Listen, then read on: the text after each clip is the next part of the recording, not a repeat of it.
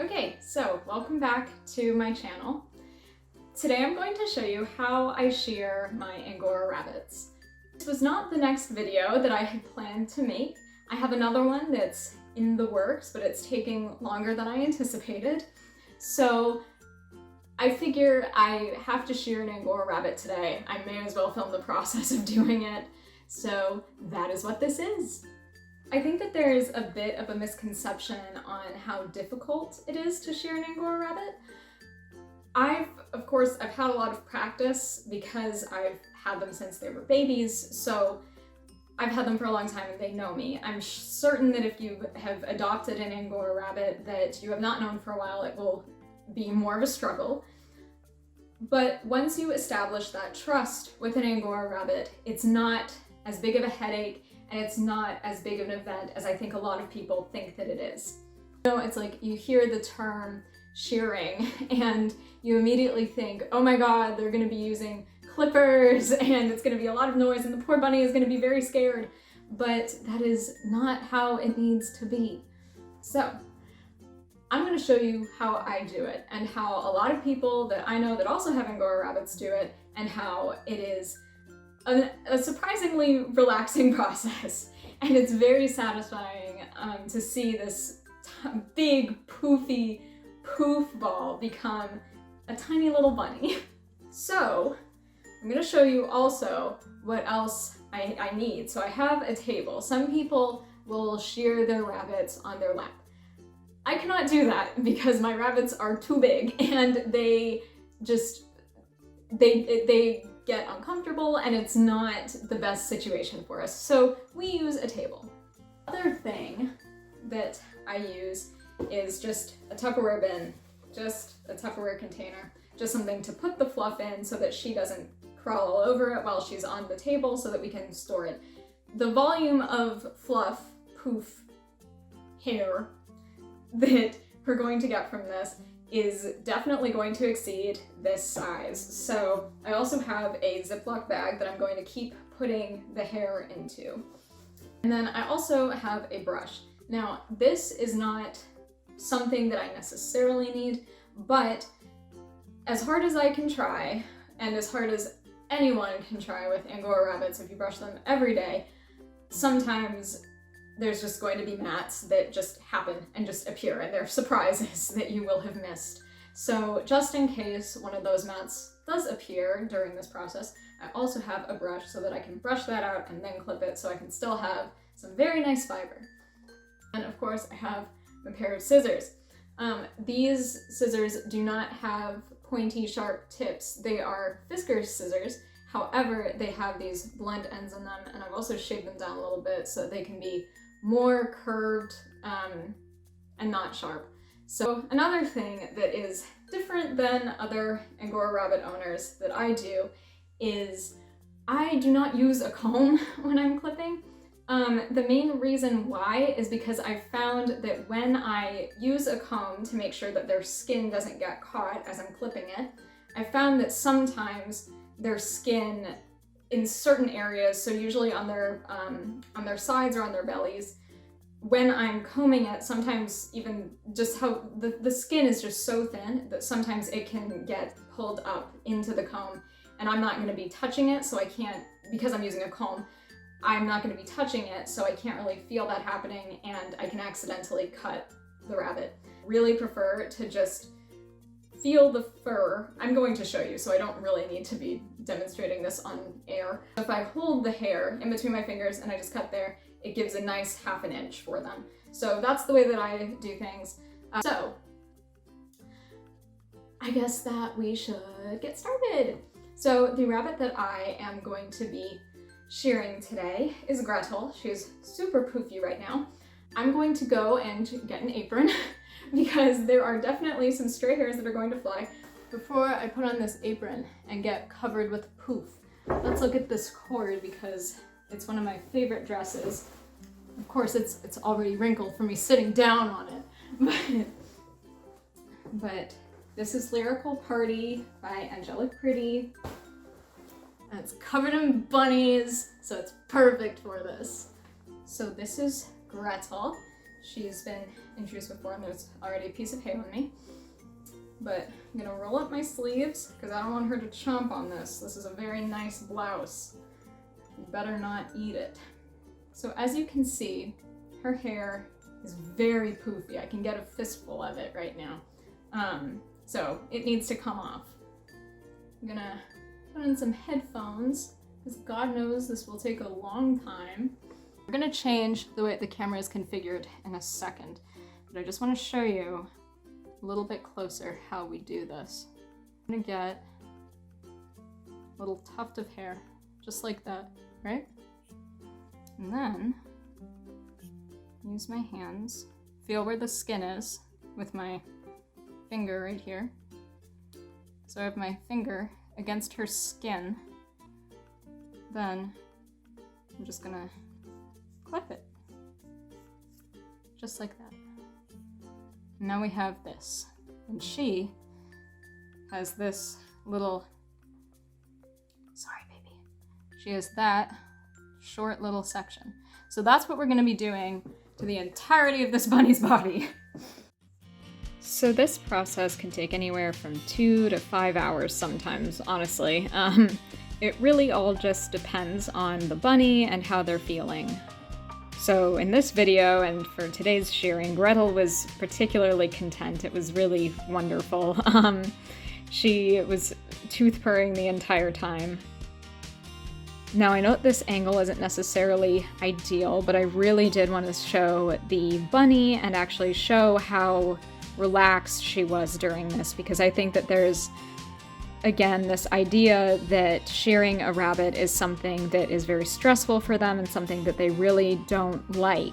But during this entire clipping session that we had, she was tooth purring and she just looked like she was ready to doze off. You know, it's like rabbits show each other affection by grooming each other. And so in a way, it's like I'm grooming her during this whole process. And at the same time, I think that it also feels really good to have all of this hair taken off of her body, just because, like, after a while you've got to think you're getting really hot and it's probably not particularly comfortable, especially in the winter when we humans have the heat on a lot of the time. So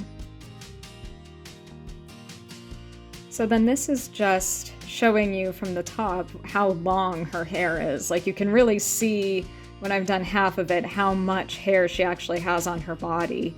So under all of that fluff is just a tiny little rabbit. And then this is what it looks like, half of it in the bin. It's very cloud-like, very fluffy.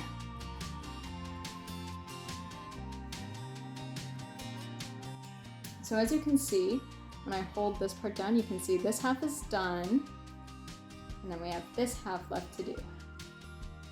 So as you can see, sectioning off a portion of hair so I can see the skin right here. I'm gonna take my scissors with my finger underneath, so that way the hair is gonna curl over my finger. If any skin starts to go over my finger, it's only gonna be right there. So it's not gonna be pulling all the way over. So I'm going to cut it right at the edge of the width of my finger, just to be sure that she will not get nipped.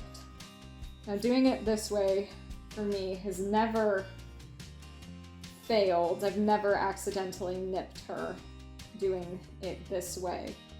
Do not blame me if you nip your rabbit. I'm not saying that you should do it this way. There's a variety of methods that you can do this. And I'm just showing you the way that I do it.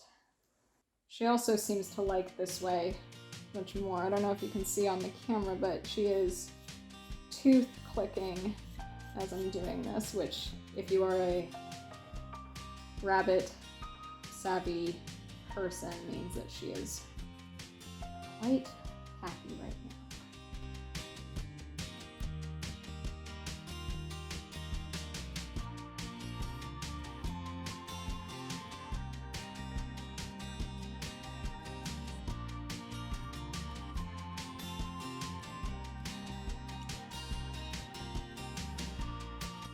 Oh, it's okay. So what's happening right now while we're taking a break, just a bit, you'll see that she's chewing. If you're a rabbit person, you know what just happened. If you're not, look up rabbits and cecotropes, because I don't feel like explaining that whole thing on this channel just yet.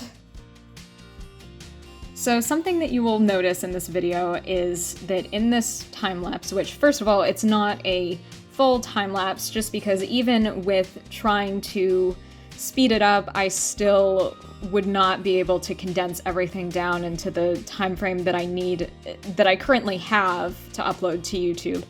So I'm just uploading as much as I can, really, but something that I do think is significant to mention is that none of this time lapse shows me clipping her belly.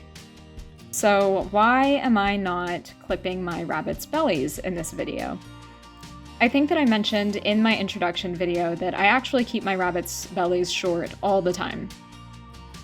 So there's several different reasons for that, but one of the main ones is just that I don't like having to flip them over on their backs and brush them every other day or so, if not every day.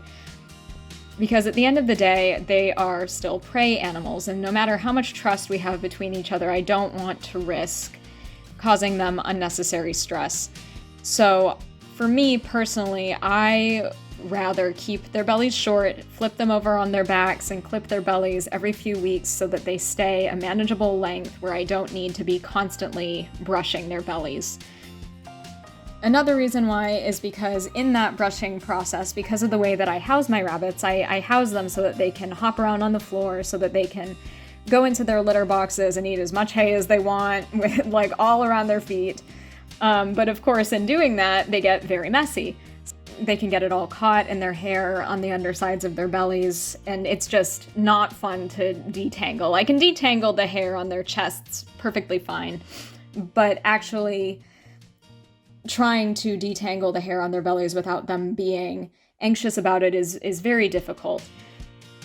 And I mean, of course, also something that I would really love to be able to film doing that, but at the same time, I don't know how comfortable they would feel with a camera and a whole lighting setup around them when they were on their backs. So I would really have to figure out a location that had good natural lighting and also a way to set up my camera that wouldn't make them feel uncomfortable. So that's something that I'm not totally sure on how to do right now, and I just did not want to have to put her through that. So you won't see that here in this video, but perhaps in the future. And now you can see here, she's all done, and unfortunately, at the end of this process, because she's had this long wool coat on her for so long, she can feel very sensitive afterwards, because it's like you suddenly don't have this layer between yourself and the world anymore. So trying to just gently pet her, gently get her used to being not covered in fluff anymore. So we are now done. And so the aftermath of this, a lot of it's actually fallen out, but this is half of the hair that we got from her. So all of this that was on her, I can spin into yarn. The majority of these pieces will be very good for spinning. If they're not good for spinning, I can felt them into something.